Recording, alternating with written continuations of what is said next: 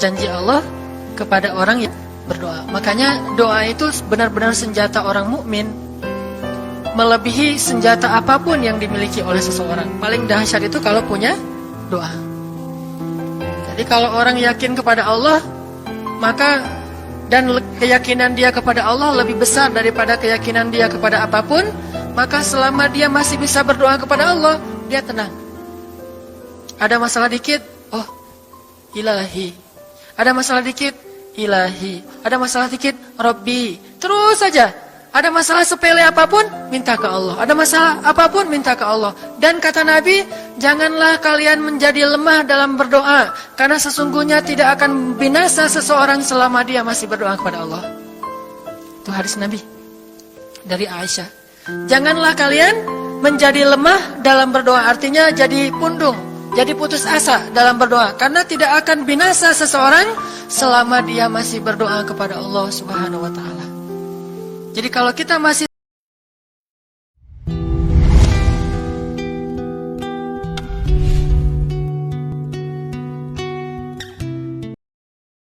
mengharap dan meminta kepada Allah, kita nggak akan binasa, kita nggak akan kalah, kita nggak akan rugi.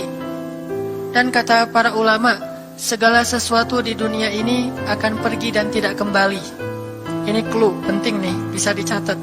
Segala sesuatu di dunia ini akan pergi dan tidak akan kembali kecuali doa. Dia pergi dan dia pasti akan kembali. Segala sesuatu kalau udah pergi di dunia ini nggak akan kembali lagi. Kalau pergi di sini maksudnya pergi kepada Allah. Tapi kalau doa pergi ke Allah, dia pasti akan balik lagi kepada yang meminta. Satu-satunya yang pergi ke Allah dan kembali di dunia ini hanyalah doa. Makanya ayat ini kalau kita kasih judul adalah janji Allah kepada hambanya yang berdoa. Allah berjanji, apa kata Allah? Inni qaribun. Aku itu dekat. Maksudnya, gak mungkin aku gak dengar doa kalian.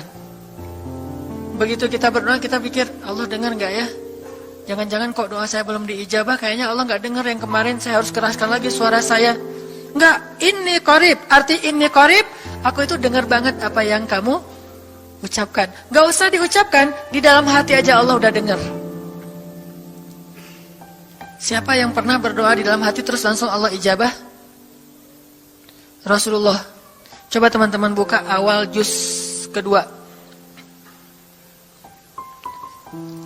Ayat surat Al-Baqarah ayat 144. Itu gara-gara Nabi ada harapan di dalam hati tapi nggak berani ngomong gitu ke Allah, cuma dipendam di dalam hati doang. Tapi langsung diijabah oleh Allah. Ayat surat Al-Baqarah ayat 144. Allah berfirman, "Qad nara taqalluba wajhika fis samaa, falanuwalliyannaka qiblatan tardaha." فَوَلِّ وَجْهَكَ شَطْرَ الْمَسْجِدِ الْحَرَامِ وَحَيْثُ مَا كُنْتُمْ فَوَلُّوا وُجُوهَكُمْ شَطْرَهُ وَإِنَّ الَّذِينَ أُوتُوا الْكِتَابَ لَيَعْلَمُونَ أَنَّهُ الْحَقُّ مِنْ رَبِّهِمْ وَمَا اللَّهُ بِغَافِلٍ عَمَّا يَعْمَلُونَ. Jadi ceritanya, orang Yahudi suka menghina kaum muslimin gara-gara orang Islam kalau sholat waktu itu masih menghadap ke Al-Aqsa, Palestina. Jadi kata orang Yahudi itu, lihat orang Islam mah fake, suka niru.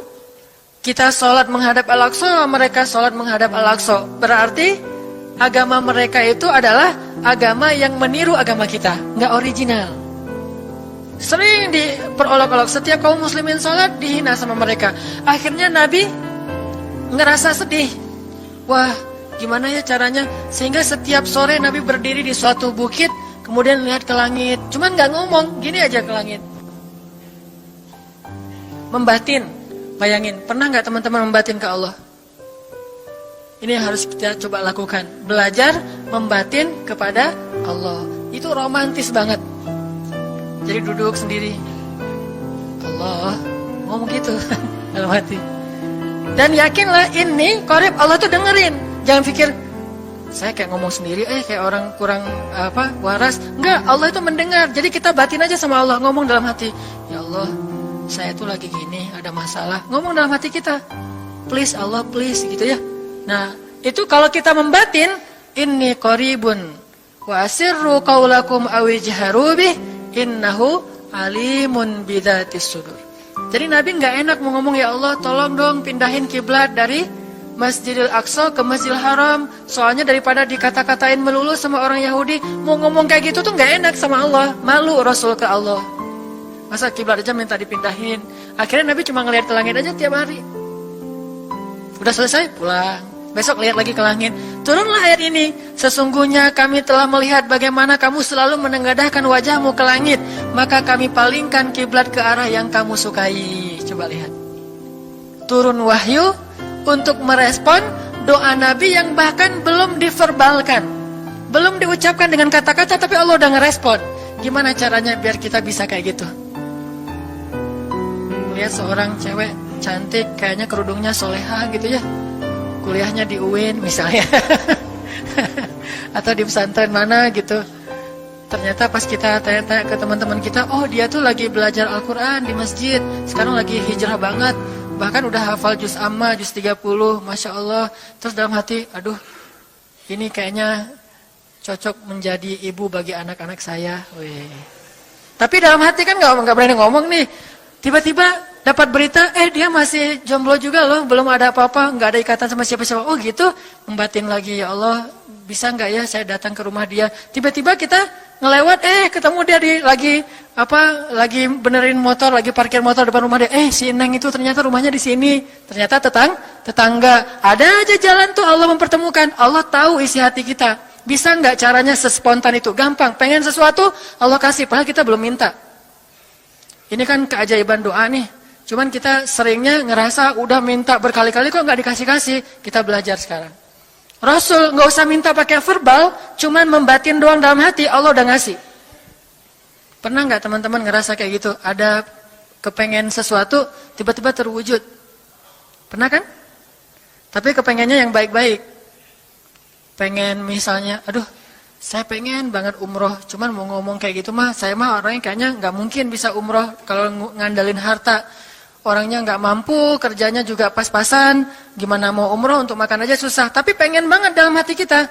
Dan itu rindunya tuh rindu banget. Setiap kali ngelihat video atau tayangan di TV tentang umroh dan haji, menitikkan air mata. Saking kangennya ke Baitullah. Allah tahu itu dalam hati kita. Tiba-tiba ada jalan. Ada aja jalannya. Dan bisa dikasih sedekah, bisa juga hadiah, bisa juga door prize, bisa juga macam-macam. Pokoknya ada jalan aja, tiba-tiba bisa umroh. Dan saya sering banget membawa orang umroh. Di antara jamaah itu selalu ada 1 atau 2 orang yang umrohnya itu miracle, keajaiban dari Allah. Ketika saya cari tahu alasannya apa, ternyata emang dia dari dulu pengen banget umroh. Cuman gak bisa ngandelin hartanya, Allah kasih jalan yang lain. Bukankah Allah itu memampukan yang diundang, bukan mengundang yang mampu? Kan itu yang sering kita dengar kan? Allah tidak mengundang yang mampu, tetapi memampukan yang diundang. Kalau udah Allah undang, pasti mampu. Kalau Allah nggak ngundang, walaupun dia mampu, nggak akan bisa. Jadi Allah bukan mengundang yang mampu, tetapi memampukan yang diundang. Sehingga kita kalau hati kita kayaknya pantas diundang, Allah undang tuh. Begitu juga dalam urusan rezeki. Aduh, saya pengen kerjaan yang kerjaannya itu lebih halal, lebih nyaman, bisa sholat berjamaah tepat waktu, ada waktu juga buat keluarga, bisa juga berdakwah ke teman-teman. Akhirnya membatin kita itu karena kuat banget, Allah wujudkan.